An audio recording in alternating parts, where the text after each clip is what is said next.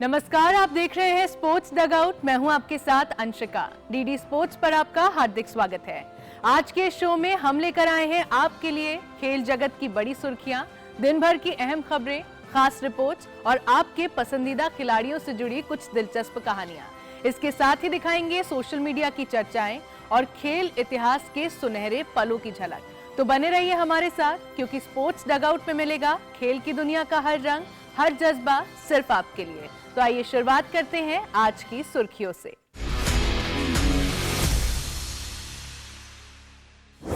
राजस्थान में खेलों का महाकुंभ संपन्न। खेलो इंडिया यूनिवर्सिटी गेम्स में नए चैंपियन, नए रिकॉर्ड। भारत दक्षिण अफ्रीका वनडे सीरीज 1-1 पर बराबर। कल विजाग में होगा असली फैसला। ईस्ट बंगाल का दमदार प्रदर्शन, पंजाब एफसी को 3-1 से हराकर तीसरी बार सुपर कप फाइनल में प्रवेश। गगनजीत भुल्लर ने रचा इतिहास, आईजीपीएल टूर पर 3 खिताब जीतने वाले पहले भारतीय। सिर्फ 3 साल की उम्र में विश्व रिकॉर्ड, सर्वज्ञ कुशवाहा बने सबसे कम उम्र के फिडे रैपिड रेटेड खिलाड़ी। राजस्थान में 12 दिनों तक चला युवा ऊर्जा, प्रतिस्पर्धा और खेलों का महाकुंभ। खेलो इंडिया यूनिवर्सिटी गेम्स राजस्थान 2025 आज अपने शानदार समापन पर पहुंच गया है। जयपुर की पूर्णिमा यूनिवर्सिटी में आयोजित क्लोजिंग सेरेमनी ने फिर एक बार साबित किया कि राजस्थान न सिर्फ खेलों की मेजबानी कर सकता है, बल्कि उसे एक उत्सव में बदलने की क्षमता भी रखता है। आज के इस आयोजन का सबसे बड़ा आकर्षण रहा नए चैंपियंस का ताज पहनना, रिकॉर्ड्स का टूटना और देश भर से आए हजारों खिलाड़ियों का सम्मान।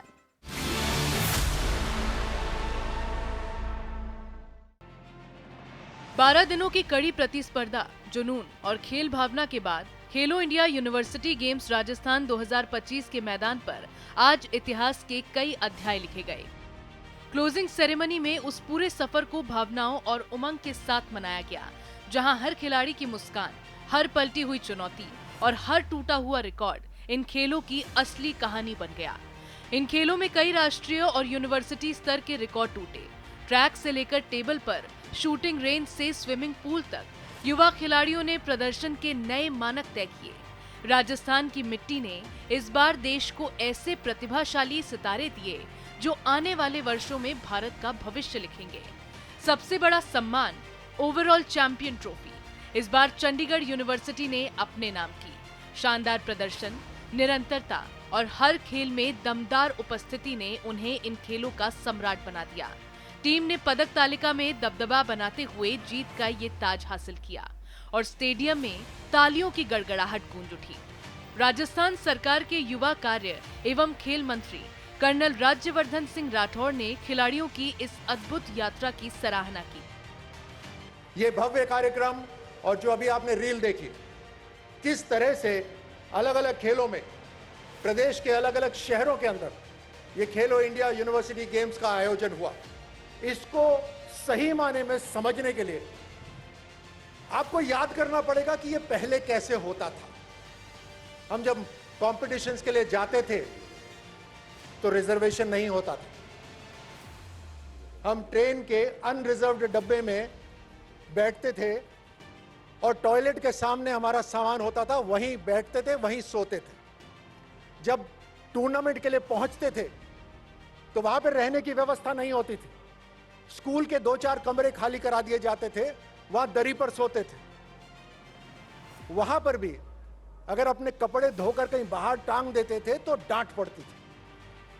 खेलने के लिए जब जाते थे तो कोई व्यवस्था नहीं होती थी, कोई देखने वाला नहीं होता था।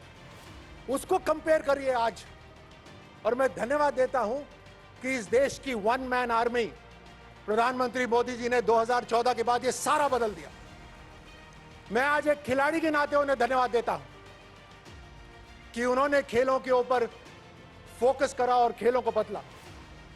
तो वहीं राज्य मंत्री, युवा कार्य एवं खेल मंत्री रक्षा निखिल खड़से ने भी सबकी प्रशंसा की। आज बहुत खुशी की बात है कि राजस्थान जैसे राज्य में हमारे इस साल के खेलो इंडिया यूनिवर्सिटी गेम्स पूरे हुए हैं और लगभग 7 सिटीज़ में हमने ये खेल करवाए।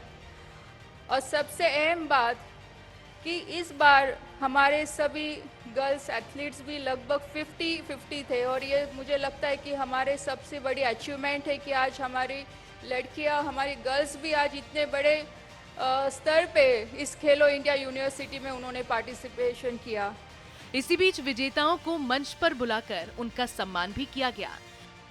देश भर के खिलाड़ी जब पदक, ट्रॉफियां लेते हुए मंच से उतरे तो उनके चेहरों पर चमक रही थी। मेहनत की जीत और सपनों की शुरुआत। क्लोजिंग सेरेमनी में राजस्थान की लोक संस्कृति, युवा ऊर्जा और आधुनिक कला का सुंदर संगम देखने को मिला। राजस्थान ने इन 12 दिनों में इन्हीं कहानियों को एक नया रंग, नई आवाज और नई उड़ान दी है। खेलो इंडिया यूनिवर्सिटी गेम्स 2025 का सफर भले ही यहाँ समाप्त हो रहा है, लेकिन इन खिलाड़ियों की यात्रा अब शुरू हुई है और पूरे देश की नजरों में ये नए सितारे अब और ऊंचा चमकेंगे। भारत और दक्षिण अफ्रीका के बीच चल रही वनडे सीरीज अब एक रोमांचक मोड़ पर आ गई है। दोनों टीमें 1-1 की बराबरी पर है और विजाग में 6 दिसंबर को होने वाला अंतिम वनडे सीरीज का असली फैसला तय करेगा। रांची और रायपुर में हाई स्कोरिंग मैचों ने इस मुकाबले को अब एक दिलचस्प मोड़ दे दिया है, लेकिन इस निर्णायक मैच से पहले कई सवाल, कई चुनौतियां और कई उम्मीदें खड़ी हैं। पहले मैच में रांची में भारत ने 13 रनों से जीत दर्ज की, लेकिन दूसरे मुकाबले में रायपुर की रात में लिखी गई कहानी एकदम उलट थी। 358 का विशाल लक्ष्य दक्षिण अफ्रीका ने बखूबी हासिल किया और सीरीज को जिंदा रखा। इस हार के बाद केएल राहुल का मजाकिया बयान शायद टॉस जीत सकता था, लेकिन इस मजाक के पीछे कड़वी सच्चाई छुपी थी, क्योंकि 20 लगातार टॉस हारने वाली भारतीय टीम इस सीरीज में भी ड्यू फैक्टर के आगे जूझती नजर आई। रायपुर में ओस ने गेंदबाजों की मुश्किलें बढ़ा दी और चेजिंग टीम को भारी फायदा मिला। 2 मैच और दोनों हाई स्कोरिंग। विराट कोहली के लगातार 2 शतक, ऋतुराज गायकवाड़ की पहली ओडीआई सेंचुरी, लेकिन भारत की असली चिंता गेंदबाजी की नाकामी, गलत प्लान, ढीली लाइन और रायपुर में पिच की नमी, सब ने मिलकर भारत की मुश्किलें बढ़ाई। इधर दक्षिण अफ्रीका के कप्तान एडन मार्करम शानदार फॉर्म में हैं। क्लासिक शतक, टॉप ऑर्डर का दमदार प्रदर्शन। क्विंटन डिकॉक भले चुप हैं, लेकिन बाकी बल्लेबाज लगातार रन बना रहे हैं। अब निर्णायक मुकाबले से पहले टीम इंडिया की सबसे बड़ी चुनौती प्लेइंग 11 का चुनाव। प्रसिद्ध कृष्णा की लगातार महंगी गेंदबाजी और वॉशिंगटन सुंदर का कम प्रभाव दरवाजा खोलते हैं नीतीश कुमार रेड्डी और ऋषभ पंत जैसे संतुलन देने वाले खिलाड़ियों के लिए। दूसरी ओर कुलदीप यादव और रविंद्र जडेजा की स्पिन जोड़ी टीम की रीढ़ बनी हुई है। बल्लेबाजी में गहराई और गेंदबाजी में ताजगी, यही भारत को विजाग में चाहिए। दक्षिण अफ्रीका के खिलाफ भारत का इतिहास भी चुनौतीपूर्ण रहा है। कुल 96 मैचों में भारत सिर्फ 41 जीता है, जबकि दक्षिण अफ्रीका की जीतों की संख्या 52 है। अब सवाल सिर्फ सीरीज का नहीं, टेस्ट सीरीज हारने के बाद गौरव का भी है और इसीलिए विजाग का ये मुकाबला सिर्फ मैच नहीं, एक इम्तिहान है। तो 1-1 से बराबर खड़ी इस रोमांचक सीरीज का फैसला अब विजाग में होगा, जहां खेलने उतरेगी वो भारतीय टीम जो जीत के लिए भी तरसेगी और टॉस के लिए भी। ड्यू, टॉस, बड़े स्कोर और 2 टीमों की जबरदस्त टक्कर। 6 दिसंबर का ये मुकाबला क्रिकेट प्रेमियों के लिए किसी त्योहार से कम नहीं होगा। आज के सोशल मीडिया बज़ में बात बीसीसीआई के नए वीडियो की। बीसीसीआई ने आने वाले T20 वर्ल्ड कप के लिए टीम इंडिया की नई जर्सी का शानदार अनावरण किया है, जिसे प्रमोट किया जा रहा है इस टैगलाइन के साथ, Behold Indian cricket teams #T20 jersey, the uniform of legends, the belief of billions। जारी किए गए इस नए वीडियो में इस जर्सी का रेट्रो लुक साफ नजर आता है। इसके साथ ही 1990 के दशक की याद दिलाने वाली आकर्षक स्ट्राइप्स इसमें शामिल है। इस नए किट को एडिडास और बीसीसीआई दोनों ने मिलकर तैयार किया है, जिसमें परंपरा और आधुनिकता दोनों का सुंदर मेल दिखाई देता है।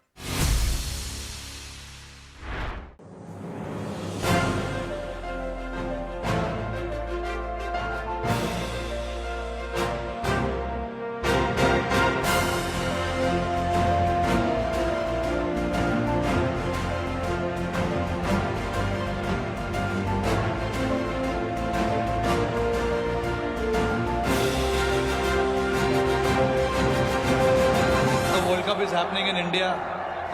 It's going to be an exciting tournament. My best wishes are always going to be with the team, and I'm sure everybody will be behind the team and supporting the team and doing their best.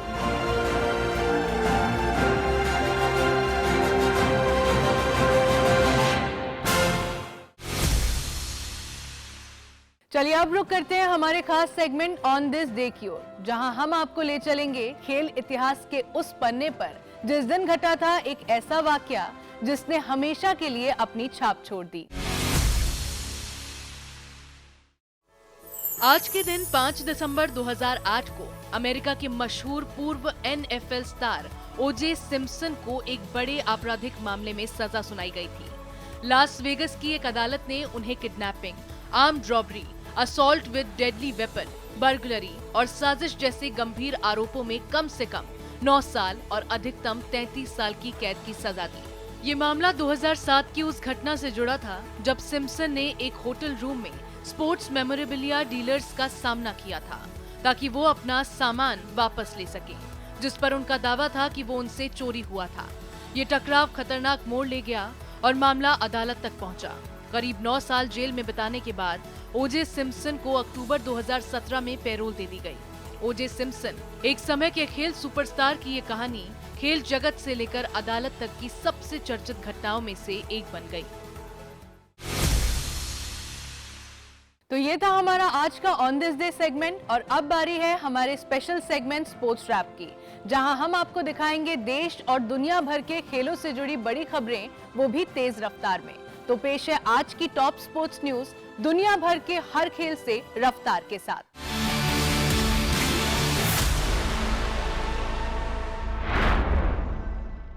English premiere league में Manchester United को top 5 में पहुंचने का मौका हाथ से निकालना पड़ा जब ओल्ड ट्रैफर्ड में वेस्ट हैम ने उसे 1-1 की ड्रॉ पर रोक दिया।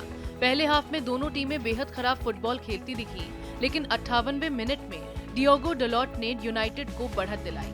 हालांकि मैच के अंत से 7 मिनट पहले वेस्ट हैम के मेगासा ने बराबरी का गोल दागकर घरेलू दर्शकों में हूटिंग करवा दी।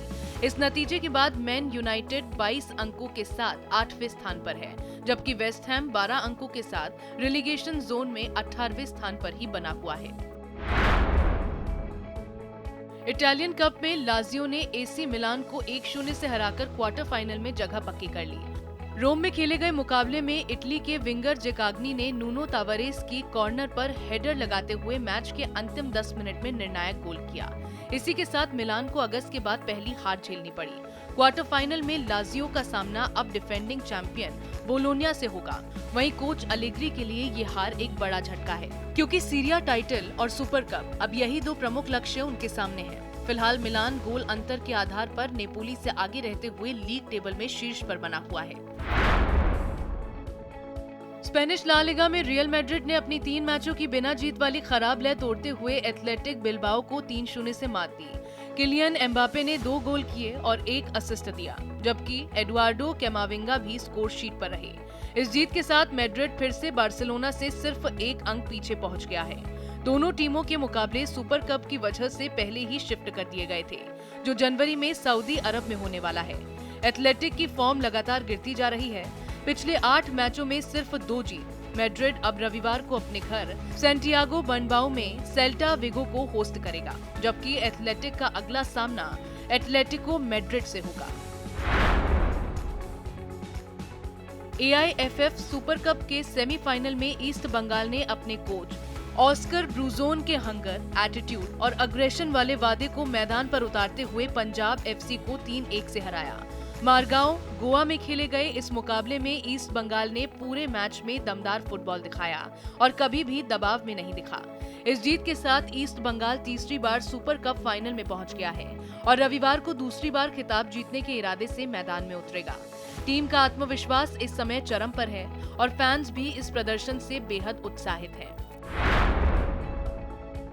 ऑल इंडिया टेनिस एसोसिएशन ने रोहित राजपाल को एक बार फिर भारतीय डेविस कप टीम का कप्तान नियुक्त किया है। उनकी नई अवधि 31 दिसंबर 2026 तक तय की गई है, जिसमें भारत आने वाले क्वालिफायर्स में नीदरलैंड्स की मेजबानी करेगा।